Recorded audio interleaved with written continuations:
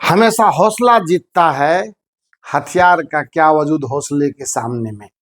और आप जितना ज़्यादा एनर्जेटिक होकर के हर लेक्चर में आपके मोटिवेशन के लिए एक नई नई बात हम लाते हैं। और जो लास्ट वीडियो हमने आपको दिया था रिजोल्यूशन ऑफ वेक्टर, यानी कंपोनेंट जो वेक्टर को लेते हैं हम लोग, उस कंपोनेंट के पॉइंट ऑफ व्यू से एक होमवर्क मैंने आपके लिए छोड़ा था। और यही था वो सवाल जिसको मैंने कहा था कि आप करके देखना। अब आज देखते हैं, चूंकि हमारे पास 4 वेक्टर का कलेक्शन है और इसका हमको रिजल्टेंट लेना है, उसका मैग्नीट्यूड निकालना है, उसका डायरेक्शन, सारा चीज क्लियर करना है। तो इस होमवर्क के थ्रू मैं पूरा प्रोसेस आपको बेसिक देने वाला हूं। तो सबसे पहले, to find the magnitude and direction of resultant vector due to all these 4 vectors, इन चारों वेक्टर्स के चलते जो मुझे रिजल्टेंट लाना है, उसके लिए देखिए हम सॉल्यूशन लेते हैं और स्टेप स्टार्ट करते हैं। सबसे पहले स्टेप फर्स्ट में रूल कहता है कि फाइंड आर एक्स। अब आर एक्स जो मैं लाऊंगा वो कैसे लाऊंगा? तो सबसे पहले देखिए, आर एक्स का मतलब हुआ कि सभी चारों वेक्टर के पहले एक्स कंपोनेंट लेते हैं और ऐसे लिखते हैं x component of OP vector से मैं अगर शुरू करूं तो ये हो जाएगा, देखा जाए एक्स एक्सिस के साथ हमारा वेक्टर एंगल बना रहा है तो एक्स कंपोनेंट कॉस में लिखना होगा। तो ये होगा 10 cos 30 डिग्री, 10 cos 30 डिग्री। और अभी कुछ दिमाग नहीं लगाना है, जो कंपोनेंट एक्स के प्लस में जाएगा तो आपको सीधा यहां पर लिख देना है पॉजिटिव एक्स। कहीं से दिमाग एक्स्ट्रा नहीं लगाना है कि मतलब पॉजिटिव एक्स में, ये वैक्स मत समझ लेना है इसको, यानी पॉजिटिव एक्स आप इसको मोटा मोटी ऐसे समझ लीजिए, प्लस एक्स में ये कंपोनेंट है। उसके बाद ओपी के बाद आ जाते हैं ओ क्यू पर। उसी तरीके से हम लोग लिखेंगे X component of O Q vector. ये हो जाएगा हमारा, देखा जाए ये ओ क्यू वेक्टर भी एक्स के साथ ही एंगल बना रहा है तो एक्स कंपोनेंट फिर से इसका क्या होगा, कॉस में जाएगा और वो भी पॉजिटिव एक्स में जाएगा। पॉजिटिव एक्स में जाएगा तो ये हो जाएगा 8 cos 60 डिग्री, यानी 8 cos 60 डिग्री, ये भी प्लस एक्स को ही मिला। तो ये हो गया और ये हो गया। अब चलते हैं इस पर, ओ एम वेक्टर का एक्स के साथ देखिए एंगल बन रहा है 60 डिग्री, तो एक बार फिर से इसका भी तो एक्स कंपोनेंट कॉस में ही आएगा।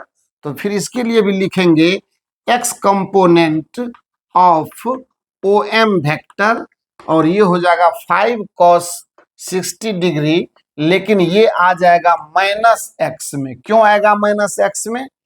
तो आप एक बात और भी समझ लें, ये ईस्ट है, ये नॉर्थ है, ये वेस्ट है और ये साउथ है। तो जो वेक्टर जिस क्वाड्रेंट में जिस डायरेक्शन को फॉलो कर रहा है तो उस डायरेक्शन में ही उसका कंपोनेंट होगा। जैसे अगर मैं ओपी वेक्टर की बात करूं तो ये नॉर्थ ईस्ट क्वाड्रेंट में एग्जिस्ट करता है, तो इसका एक कंपोनेंट ईस्ट को जाएगा, दूसरा कंपोनेंट किसको जाएगा, नॉर्थ को जाएगा। यानी इसमें ऐसा नहीं होगा। 2-3 चीजें बहुत बेसिक है आपको कंपोनेंट के मामले में जो इसके बाद में सिखाने वाला हूं। तो आज का लेक्चर बहुत मजेदार होने वाला है, आप थोड़ा सा गंभीरता से गौर से समझने की कोशिश करना।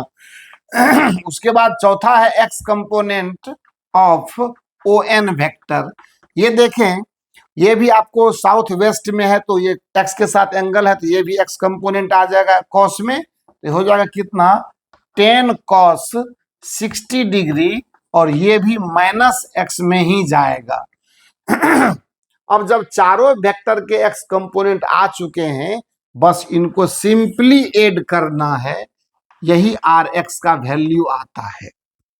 जब आपको पूरा प्रैक्टिस हो जाएगा ना तो ये सब इतनी कहानी लिखने की कोई जरूरत नहीं होगी, एक लाइन में काम आपका होगा। अब देखा जाए 10 cos 30 डिग्री प्लस के साथ कितना आसान है, देखिए जो ना सिंपल मैथमेटिक्स है ये, प्लस 8 cos 60 डिग्री, ये भी प्लस के साथ लेकिन ये दोनों माइनस के साथ, तो minus 5 cos 60 degree and minus 10 cos 60 degree. ये हो गया टोटल आपको आर एक्स का वैल्यू। अब आप देखें, जैसा लगता है कि ये 10 5 15 cos 60 में है, 15 में से 8 गया तो 7, यानी 10 cos 30 degree and minus 7 cos 60 degree. ये आर एक्स की वैल्यू हो गई। और आप इसको सॉल्व करना चाहते हैं तो 10 इंटू आपको √3/2 माइनस 7 इंटू 1/2। cos 60 का मान 1/2 और cos 30 का मान √3/2। ये सब मालूम है अपन को। तो यहां से क्या हो जाएगा, ये हो जाएगा आपको 10 √3/2 एंड माइनस 7/2। यही देखिए हमारे पास आर एक्स का वैल्यू आ गया 10 √3 minus 7 and upon 2। R X का वैल्यू आ गया। बस यही प्रोसेस हम लोगों को y कंपोनेंट के लिए भी रिपीट कर देना है। तो जब y कंपोनेंट के लिए हम लोग रिपीट करेंगे तो फिर वही कहानी लिखेंगे। क्या स्टेप 2 उठाएंगे, स्टेप 2 में यही कहानी आएगी। आप इसको नोट करेंगे तो मेरे को लगता है कि ये मैं आर एक्स को इस साइड लिख के रख लेता हूं। सो आर एक्स का वैल्यू 10 √3 माइनस 7/2 आर एक्स आ गया है। अब मैं चाहूं तो आप इसको इरेज कर सकता हूं, मैं इसको ओमिट करता हूं। आपके पास में पॉज करके देखने की का ऑप्शन है, आप वहां से देखें। अब स्टेप 2 की जब बात करते हैं तो स्टेप 2 में हम लोग क्या करेंगे, इसी प्रकार से y कंपोनेंट की बात करेंगे। स्टेप 2 क्या बोलेगा, स्टेप 2 बोलता है फाइंड आर वाई। जब आर वाई लाने की बात होगी तो हम लोग क्या करेंगे, फिर चारों वेक्टर के लिए लिखेंगे उसी तरह से y component of OP vector. ये क्या हो जाएगा, जब x कंपोनेंट कॉस में तो ये साइन में 10 sin 30 डिग्री, 10 sin 30 डिग्री, और ये पॉजिटिव y को जा रहा है। y component of O Q vector ये भी हो जाएगा कितना देखा जाए, 8 sin 60 डिग्री, 8 sin 60 डिग्री, लेकिन ये नेगेटिव y को मिलने वाला है। देखा जाए ना, इसका कंपोनेंट साउथ में जाएगा ना y कंपोनेंट, तो 8 sin 60 डिग्री ये कंपोनेंट गया नेगेटिव y को, तो मैंने नेगेटिव y लिख दिया। फिर उसके बाद y component of O M vector. अब देखें यहां से इसका जो y कंपोनेंट होगा वो इधर जाएगा पॉजिटिव y को, और ये 60 डिग्री है, 5 है, तो 5 sin 60 डिग्री होगा। ये हो जाएगा 5 sin 60 डिग्री, और ये पॉजिटिव y को मिलेगा। एकदम आराम से समझना है। And the last is y component of O N vector. ये हो जाएगा यहां से 10 sin 60 डिग्री नेगेटिव को, 10 sin 60 डिग्री नेगेटिव y को, और जब सबको जोड़ देंगे तो फिर से उसी तरह से मुझे आर वाई मिल जाएगा। ये हो जाएगा, सिंपल अलजेब्रा है, जोड़ दीजिए 10 sin 30, तो 10 sin 30, आपको साइन यहाँ क्लियर है, बाकी देख लीजिए, minus 8 sin 60 degree plus 5 sin 60 degree minus 10 sin 60 degree हो गया। अब जोड़ेंगे तो क्या आएगा, देखिए ये भी प्लस में है, ये भी प्लस में है, ये sin 30 है और ये sin 60 है, तो लिखेंगे 10 इंटू √3/2, सॉरी sin 30 है 1/2, 10 इंटू 1/2 और प्लस 5 इंटू √3/2, 5 √3/2 इसका वैल्यू। sin 60 √3/2 होता है कि नहीं होता है, आपको भी पता है कि इसका वैल्यू कितना होता है, sin 60 का मान √3/2। अब यहाँ दो है, 8 sin 60 और 10 sin 60 दोनों सेम है, तो माइनस 18 sin 60 डिग्री, तो सीधे मैं लिख देता हूं 18 इंटू √3/2 हो गया। अब आपको कुछ परेशान अपने ऊपर नहीं लेना है, कोई परेशानी जब परेशानी नहीं लेंगे तो क्या करेंगे, ये देखिए दो यहाँ एलसीएम में है तो 18 में से 5 घट गया तो 13, यानी ये हो जाएगा 5/2 माइनस 13√3/2, यानी कुल मिलाकर के ये 5/2 का 10/2 ना, 10/2, तो ये हो जाएगा कितना 10 माइनस 13√3/2। आर वाई का वैल्यू आ गया हमारे पास कितना, आर वाई आ गया कितना, तो 10 माइनस 13√3/2। मैंने आपको क्या कहा था, दो स्टेप हमने क्लियर कर लिया कि find the X component of all vectors and add them for R X. Similarly in step 2 we will find the y component of all given vectors and add them for ry, where rx and ry is the resultant vector का component है ये दोनों, x and y component of resultant vector r vector, जहां पर ये rx पता चल गया, ry पता पड़ गया, इसीलिए अब हम लोग इसको लिखेंगे r vector equal to R X तो आपको I vector and R Y तो जे वेक्टर। मैंने आपको ये बात सिखाई हुई थी कि ये थर्ड स्टेप है हमारा। जब दो स्टेप हमारा क्लियर हो जाता है तो थर्ड स्टेप में ये देखिए आर एक्स की वैल्यू, ये आर वाई की वैल्यू। अब फोर्थ स्टेप में क्या हो जाएगा, फोर्थ स्टेप में हो जाएगा R vector equal to 10√3 minus 7/2 into I vector and plus 10 minus 13√3/2 into J vector. अब तो कोई दिक्कत ही नहीं है, आर एक्स और आर वाई जब दोनों हमको मिल चुका है तो उसके बाद हमको क्या करना है, इसका जो मैग्नीट्यूड चाहिए होगा, तो मैं जिस प्रोसेस से जाने के लिए आपको एडवाइस किया था आप इसको नोट कर लेंगे तो आपको सब कुछ क्लियर पता पड़ जाएगा। आइए अब देखते हैं, जब आर एक्स आर वाई दोनों हमारे पास अवेलेबल है और हमने इसको सिंगल वेक्टर के रूप में अब कन्वर्ट कर लिया है, तो सिंगल वेक्टर के रूप में कन्वर्ट करने का फायदा क्या होगा देखा जाए।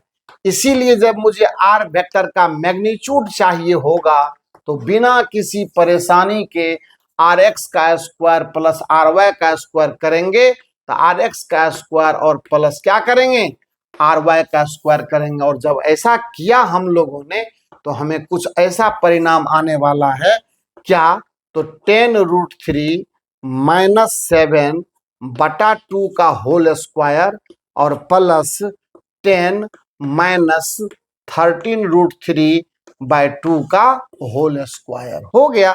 सॉल्व करके अपना रिजल्टेंट का मैग्नीट्यूड ले लेंगे एंड अगर मेरा रिजल्टेंट वेक्टर जो है वो मान लेते हैं y है और ये x है, तो सपोज कीजिए कि मुझे इसका एंगल भी चाहिए, तो एंगल लाने के लिए कोई दिक्कत नहीं, इधर rx हो जाएगा इधर ry हो जाएगा। सपोज कीजिए कि ये मेरा r वेक्टर है और ये एंगल अल्फा है, तो हम कह सकेंगे कि 10 अल्फा जो होगा उसका वैल्यू ry/rx से हम लोग प्राप्त कर सकेंगे। तो इस तरह से रिजल्टेंट वेक्टर कैसे प्राप्त करते हैं हम लोग वेक्टर एडिशन में रिजोल्यूशन मेथड से 2 डायमेंशनल प्लेटफॉर्म पर, इसका हमने बेसिक बताया आपको। अब जो मैं एक नया प्रॉब्लम आपके सामने क्रिएट करने वाला हूं, इसको थोड़ा और गौर से आप समझेंगे। 2-3 नई बातें इसमें मैं ऐड कर रहा हूं अगले सवाल में। अब मैं इसको आपके भरोसे छोड़ता हूं, आप इसको सॉल्व कर तो दिया ही है मैंने, और आप इसको देखेंगे समझेंगे जानेंगे। बस एक बात हमेशा याद रखिए, जितना पढ़ना जरूरी है उतना उसका एनालिसिस भी जरूरी है। एक कॉन्सेप्ट एक सवाल और उसको जब तक अपने अंदर आप बिल्कुल डिजॉल्व नहीं कर लेते हैं, आत्मसात नहीं कर लेते हैं, उसको हर एंगल से आप जज नहीं कर लेते हैं, तब तक वो सवाल आपका नहीं हो सकता है। और ये आपको मैं एकदम किला ठोक बात कर रहा हूं, एकदम बिना किसी हेजिटेशन के कह रहा हूं। लाख कितना भी प्रयास कर लिया जाए, सेल्फ स्टडी से बड़ी ताकत कुछ भी नहीं होती है।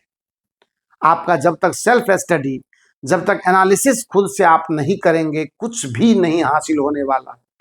और ये भी नोट कर लेना है कि बिना पढ़ाई के और ईमानदारी से की गई पढ़ाई से ही आप रिजल्ट तक पहुंच पाएंगे। जब तक आप सहारा लेते रहेंगे, जब तक आप दूसरों की बात पर चलते रहेंगे, ऐसे बहुत कम चुनिंदे लोग होते हैं जो सही सलाह देना पसंद करते हैं। क्या पता आपकी तरक्की से उसे परेशानी हो, जैसा कि सोसाइटी में चलता है। लेकिन आप तो एकदम जवान दिल हैं, आप युवा हैं, यूथ हैं, आपके अंदर वो जोश है, वो एनर्जी है, और इसीलिए आपको इन बातों से कोई परवाह नहीं है। आप अपना ड्रीम लाइन देखिए, आप अपना गोल देखिए, और गोल के पॉइंट ऑफ व्यू से आप इस प्लेटफॉर्म को अपनी ताकत बना लीजिए, अपना एक बिल्कुल क्या बोलते हैं जिसको आप सबसे ज्यादा इज्जत करते हैं वो बना लीजिए, और उसके सहारे चलिए। आपको आगे बढ़ने से कोई नहीं, दुनिया की कोई ताकत नहीं रोकेगी। ये मैं कह रहा हूं, मेरा विश्वास कह रहा है, और मेरा मेहनत भी कह रहा है। आगे बढ़ते हैं। अब देखिए नए सवाल लेते हैं, और नए सवाल में क्या झक्कास आपको कॉन्सेप्ट का नजारा पेश करने वाला हूं, एकदम बिल्कुल नई बात। आइए देखते हैं उसको। रिजोल्यूशन क्योंकि एक बहुत बेहतर कॉन्सेप्ट है, इसको हम लोग इग्नोर ना करें, और करने से नुकसान ही है, क्योंकि ये आगे चल करके आपको बहुत दिक्कत में डाल देगा। इस पर कॉन्फिडेंट होना जरूरी है। आप ऑनलाइन प्लेटफॉर्म से जुड़े हुए हैं ना, तो यहाँ पर जो आपके मन का सवाल है वो तो आप हम तक इतना जल्दी पहुंचा नहीं सकते, पर आप धैर्य रखिए, आप विश्वास रखिए, आपका सवाल यहाँ पर उपलब्ध है। क्या दिक्कत आएगी? आइए, आपके मन में होगा। मैं कुछ एग्जाम्पल आपके साथ शेयर करना चाहूंगा, क्योंकि आपको इस पर बहुत सारे सवाल आप खुद सॉल्व करेंगे, बहुत सारा सवाल होता है। जैसे मान लेते हैं कभी ऐसा हो, एक मैं एग्जाम्पल लेता हूं, ये वाई एक्सिस है, और ये एक्स डैश है, और ये वाई डैश है। दो तीन चीजें मैं बता रहा हूं, उसको आप थोड़ा सा ध्यान दे करके समझना। सपोज कीजिए मेरा एक कोई वेक्टर है, ये अब वाई के साथ थीटा कोण बना रहा है। Our vector like OP making an angle theta with Y axis in place of X axis. पहले एक्स से होता था, तो कॉन्सेप्ट क्या कहता है कि इसका जब मैं, और सपोज कि इसका मैग्नीट्यूड ए है, अगर ये ए वेक्टर है, तो अगर मैं इसका ए एक्स देखूंगा तो ये ए साइन थीटा लिखा जाएगा। अगर मैं इसका ए वाई देखूंगा तो ये ए कॉस थीटा लिखा जाएगा। एक तो ये बात हो गई कि वेक्टर जिस एक्सिस के साथ एंगल बना रहा है, उस एक्सिस वाला कंपोनेंट हमेशा कॉस में लिखा जाएगा, और जो remaining the other component will be written in the form of sine theta. So this is the first guideline that you have to follow. Now come to the second point, कि vector जरूरी नहीं कि हमेशा coordinate axis के साथ या origin के साथ ही जुड़े हुए हों। जैसे सेकंड एग्जांपल में आप ऐसे देख सकते हैं, सपोज कीजिए कि एक वेक्टर, ये एक्स एक्सिस है, ये वाई एक्सिस है, ये एक्स डैश है, और ये वाई डैश है। मैं कह रहा हूं कि अगर एक वेक्टर सपोज कीजिए यहां से निकल रहा है, और यहां एंगल इसका थीटा बन रहा, कोई दिक्कत नहीं। ये कंपलसरी नहीं, ये जरूरी नहीं कि वेक्टर हमेशा कोऑर्डिनेट एक्सिस के साथ, ओरिजिन के साथ ही जुड़ा हुआ हो। तो अगर मैं इस वेक्टर को ए बी कहता हूं, इस वेक्टर को मैं ए सी कहता हूं, and this angle is alpha like this, तो क्या होगा? इस तरह से आप अभी भी इस हालत में भी यहीं पर एक जो है सो फर्जी कोऑर्डिनेट एक्सिस जनरेट कर लेंगे। इसके पैरेलल तो ये है ना, तो जो अनुमान है हमारा, ये कह रहा है कि वेक्टर का पोजीशन पहले ओरिजिन पर हुआ करता था। वेक्टर का पोजीशन मैंने नहीं रखता है, वेक्टर का डायरेक्शन मैंने रखता है।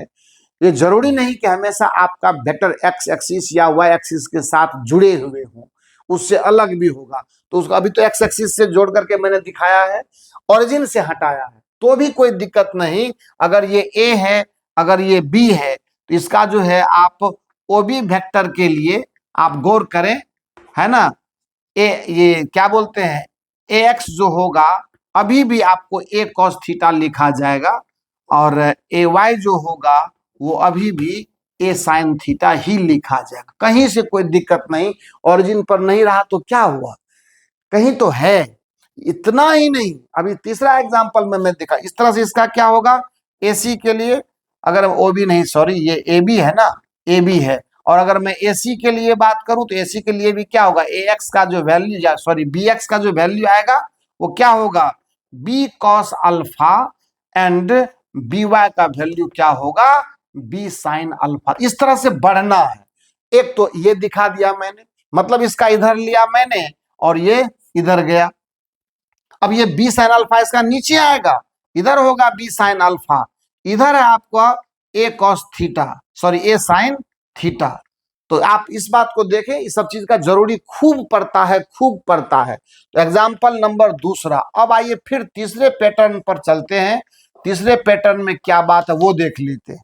अगर मान लेते हैं कि हमारा वेक्टर ऐसा है, सपोज कीजिए ये एक्स एक्सिस हो गया, ये वाई हो गया, और एक वेक्टर मान लो मैंने ओ ए रखा, और यहां से मैंने एक वेक्टर सपोज कीजिए मैंने ए लिया और इसको मैंने बी कर लिया। अब तो मुझे मुझे ये थीटा है और यहां से मान लो कि ये एंगल अल्फा है। तो अब तो जो हमारा ए बी वेक्टर है वो तो कोऑर्डिनेट एक्सिस को नहीं टच कर रहा है, नो ओरिजिन को टच कर रहा है। पर घबराए नहीं, जहां है वहीं उसका कंपोनेंट तोड़ देंगे हम। कैसे, यहां से एक लाइन में एक्स के पैरेलल खींच लेता हूं, जो ये बताता है कि इस वेक्टर का वैल्यू अगर बी वेक्टर है ये, तो एक्स कंपोनेंट ये इसके पैरेलल जा रहा है, तो अभी भी ये एक्स कंपोनेंट होगा, यानी बी एक्स का वैल्यू एक बार फिर से बी कॉस अल्फा, एंड उसी तरह से यहां पर बी वाई का वैल्यू जो होगा वो बी साइन अल्फा। देखते चलिए वेरिएशन कैसे आता है, कैसे वेरिएशन आता है उस पर ध्यान दीजिए कि जरूरी नहीं कि हमारा वेक्टर हमेशा ओरिजिन को टच करे, जरूरी नहीं कि हमारा वेक्टर हमेशा कोऑर्डिनेट एक्सिस को टच करे, जरूरी नहीं कि हमारा वेक्टर हमेशा इस मोड में रहे, एक्स के साथ एंगल बनावे, वाई के साथ एंगल बनावे, या अगर यहां है तो यहां ही इसका एक जो है सो पैरेलल कोऑर्डिनेट सिस्टम खड़ा कर देंगे, क्योंकि पूर्व की दिशा एक ही जगह पर थोड़ी होता है बच्चा, उत्तर का डायरेक्शन एक ही। मान लो कि मैं अगर यहाँ पर अभी बिहार में बैठा हूं तो यहाँ पर ही पूरब है, मैं जहां हूं वहीं पूरब है, ऐसा तो नहीं है, डायरेक्शन तो बहुत बड़ा रेंज है। तो आप पैरेलल उठाइए ना, कहीं से कोई तकलीफ वाली बात नहीं है। और अब ये हो गया। अब तीसरी बात देखिए कि मैंने ये कहना है कि ये इस डायरेक्शन हो गया, ये नॉर्थ हो गया, और ये वेस्ट हो गया, और ये साउथ हो गया। इस क्वाड्रेंट में अगर हमारा वेक्टर है, यानी नॉर्थ ईस्ट क्वाड्रेंट में अगर हमारा वेक्टर है, तो यह शो करता है कि इसका एक्स कंपोनेंट कॉस में जाएगा या ईस्ट की तरफ जाएगा। अब कॉस साइन तो अलग बात हो गई, एक्स कंपोनेंट हमेशा ईस्ट को जाएगा और वाई कंपोनेंट हमेशा नॉर्थ को जाएगा। अब एक चौथा कॉन्सेप्ट आपको मैं डिलीवर कर रहा हूं, आपको और मजा आने वाला है। आइए चौथे कॉन्सेप्ट में क्या सीखने वाले, सब आपका जो है ना दिमाग का बीमारी निकाल देते हैं, कहीं आपको इस मामले में कोई तकलीफ ही नहीं होगी। देखा जाए जो एग्जाम्पल नंबर 4 है वो क्या कहता है, उस एग्जाम्पल पर आप ध्यान देंगे तो वो बहुत आपको सबसे हट करके, मान लेते हैं ये हमारा एक्स एक्सिस है, ये हमारा वाई एक्सिस है, ये एक्स डैश है और ये वाई डैश है।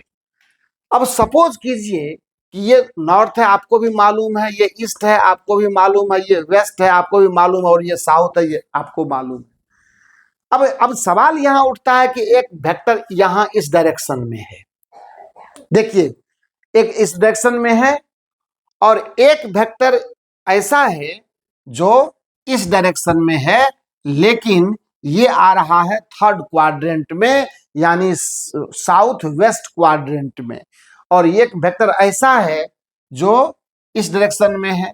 अब इसके लिए क्या है कि इसका पोजीशन मैंने आपको पहले ही बताया ना।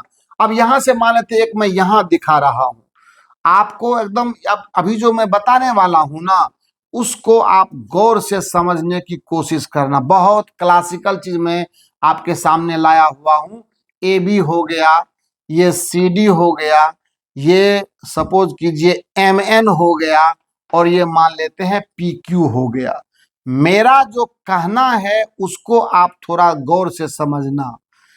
अब अगर इस चारों वेक्टर के कंपोनेंट लाने की बात होगी तो पहली बात तो ये है कि जो वेक्टर हमारा ए बी है वो तो नॉर्थ ईस्ट क्वाड्रेंट में एग्जिस्ट करता है।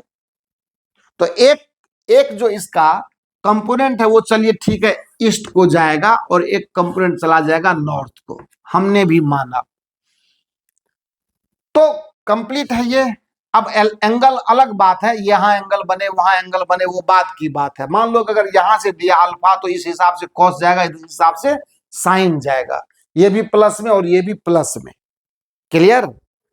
अब मैं कह रहा हूं कि सेम वेक्टर ए बी के ही तरह एम एन एक वेक्टर है जो थर्ड क्वाड्रेंट में एग्जिस्ट करता है। किसमें करता है? थर्ड क्वाड्रेंट में। पर लेकिन एक समस्या यहां यह है कि थर्ड क्वाड्रेंट का मतलब वेस्ट साउथ जोन में ये है, लेकिन इसका जो एरो है, एरो कह रहा है कि मैं जो जा रहा हूं ना वो मैं जा रहा हूं नॉर्थ ईस्ट के डायरेक्शन में। बस यहीं पर आपको समझना है। ऐसे सिचुएशन में एक बार फिर से यह कंपोनेंट इसका प्लस एक्स को मिलेगा और यह कंपोनेंट प्लस वाई को ही मिलेगा, क्योंकि ये जो एरो है ना, ये एरो इसको नॉर्थ ईस्ट बता रहा है। तो वेक्टर किस क्वाड्रेंट में है ये मायने नहीं रखता, वेक्टर कोऑर्डिनेट एक्सिस को टच कर रहा है या नहीं ये मायने नहीं रखता, वेक्टर ओरिजिन से निकल रहा है या नहीं ये मायने नहीं रखता। सबसे ज्यादा अगर कुछ मायने रखता है तो वेक्टर का ओरिजिनल डायरेक्शन। साथ में ये भी मायने नहीं रखता कि वेक्टर एग्जिस्ट किस क्वाड्रेंट में पड़ रहा है, किस क्वाड्रेंट में एग्जिस्ट कर रहा है, ये भी मायने नहीं रखता। सिर्फ मायने रखता है उसकी दिशा यानी उसका एरो।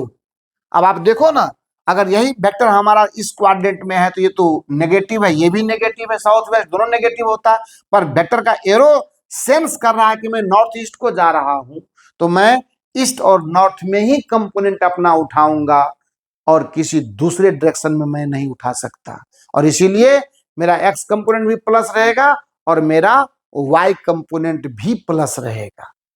इस सवाल को आइए इसको देखिए, ये जो PQ है ये PQ आपका फोर्थ क्वाड्रेंट में है यानी ईस्ट साउथ क्वाड्रेंट में है, लेकिन समस्या यह है इसकी जो दिशा है, इसका जो एरो है वो क्या रिप्रेजेंट कर रहा है?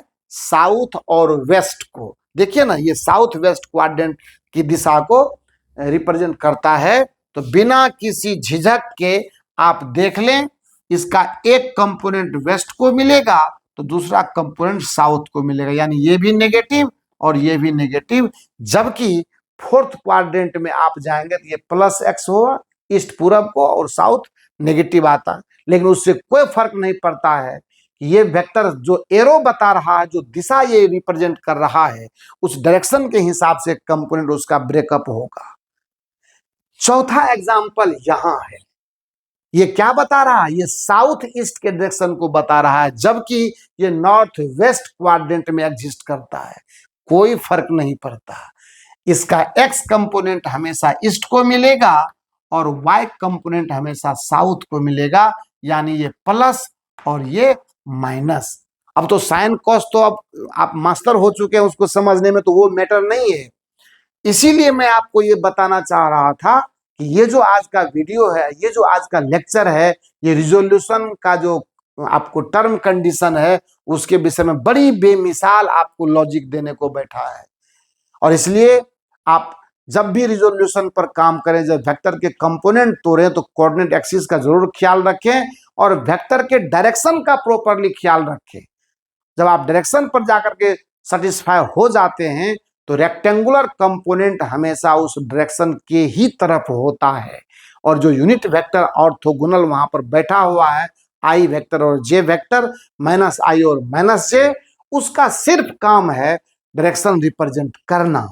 मैग्नीट्यूड जो आपके कंपोनेंट से मिला उसमें उसको मल्टीप्लाई कर दीजिए, उस मैग्नीट्यूड को वो स्केलर से वेक्टर में कन्वर्ट कर देगा। यही उसकी खूबसूरती है। और इसीलिए वो कोऑर्डिनेट एक्सिस के डायरेक्शन में डायरेक्शन का रिप्रेजेंटेटिव, स्पेसिफाइड डायरेक्शन का रिप्रेजेंटेटिव बन करके बैठा हुआ है ना राज की बात। और राज की बात नहीं है ये, यही है सेल्फ एनालिसिस जो आपके दिमाग में चल रहा होगा।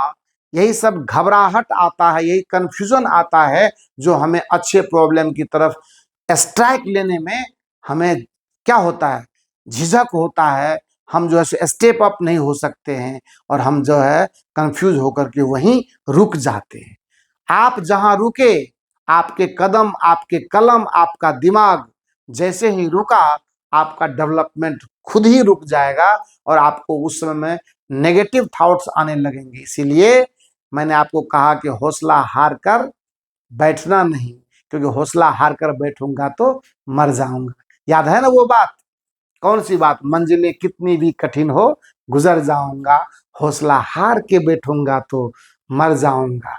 रास आई ना मोहम्मद मुझे वरना साकी, हमने सोचा था हर दिल में उतर जाऊंगा। ये मैंने बताया था आपको कि हमने सोचा था हर दिल में उतर जाऊंगा, हौसला हार के बैठूंगा तो मर जाऊंगा। हौसला नहीं हारना है ना। और कभी दूसरे पर अपनी गलतियों को मढ़ना नहीं है। यह भी मैंने आपको सिखाया है कि लोग डूबते हैं तो समंदर को दोष देते हैं। बताया था ना मैंने आपको कि लोग डूबते हैं तो समंदर को दोष देते हैं और मंजिल ना मिले तो अपने किस्मत को दोष देते हैं। किस्मत कहाँ है, कौन किताब में और कौन तिजोरी में बंद है, कभी देखा है किसी ने क्या? कुछ नहीं है। मेहनत से बढ़कर कोई ताकत नहीं और उसको सफल होने से कोई रोकेगा भी नहीं। पर उसमें ईमानदारी, सच्चाई, टाइम फ्रेम, समय का अनुशासन और कब क्या पढ़ना है, कितना पढ़ना है, ये ख्याल रहना चाहिए। सफलता आदमी ही लेता है, स्टूडेंट ही सफल होते हैं, कोई देवता उतर कर नहीं आता। तो ये सारे कंफ्यूजन आपको मैंने दूर कर दिए। रिजोल्यूशन इन 2 डायमेंशन में ऑलमोस्ट हमने सारा काम करके दे दिया आपको। आप जितने भी तरह के प्रॉब्लम जहां से भी आपको लगे, नजर आए, एकदम झपाक से चपाक से, है ना, जैसे कोई शेर अपने शिकार पर दौड़ता है, ऐसे ही प्रॉब्लम पर लपक लीजिए और तोड़िए अपने उस हेजिटेशन को, लीजिए बेहतर कॉन्सेप्ट। और अब अगले वीडियो में हम आपको एक बढ़िया सवाल जो एस सी वर्मा के बुक से है, कैरम बोर्ड वाला सवाल बड़ी फेमस रहता है, उस पर काम करके देंगे आपको। क्योंकि डिस्प्लेसमेंट, वेक्टर, डायरेक्शन और ये बहुत सारा चीज है उसमें जो सीखने वाला है। बड़े ही सुकून से आप उसको समझेंगे, देखेंगे और आपको भी लगेगा। और फिर जितना भी जेई नीट का प्रॉब्लम नजर में आएगा, मैं सब पर काम करूंगा। फिलहाल जो पिछले वीडियो का सवाल था उस पर आप गौर फरमाएंगे, उसमें थोड़ा कंसेप्ट डेप्थ है, ढंग का प्रॉब्लम है। और एक जेई मेन का सवाल जो मैं आपके लिए लाने वाला हूं नेक्स्ट वीडियो में, आप उस पर भी गौर करेंगे। तो आज के लिए बस इतना ही रहने दीजिए। और क्योंकि आपको मैंने रिटेन फॉर्म में बहुत कम दिया, पर समझने की बहुत सी बातें आज के लेक्चर में है जो वेक्टर के कंपोनेंट से संबंधित, रिजोल्यूशन से संबंधित है। आप इसको जितना बेहतर समझने की कोशिश करेंगे उतना ही बेहतर आपका परफॉर्मेंस होगा। Thank you so much.